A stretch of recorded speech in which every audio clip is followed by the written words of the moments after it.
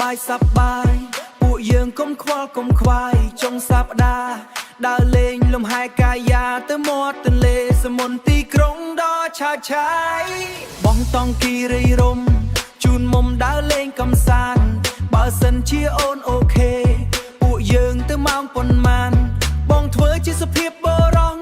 មើលថែការពារកល្យានមិនអោយអ្នកណាមកក្បែរនិយាយបងធ្វើឲ្យបាន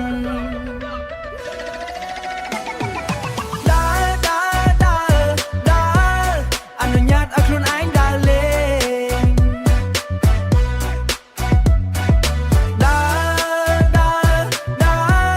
អនុញ្ញាតឲ្យសប្បាយម្ដង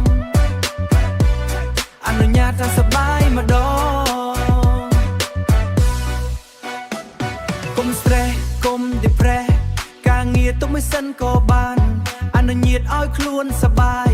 ឲ្យកាយយើងបានសម្រានខំប្រឹងធ្វើការយូរមកហើយ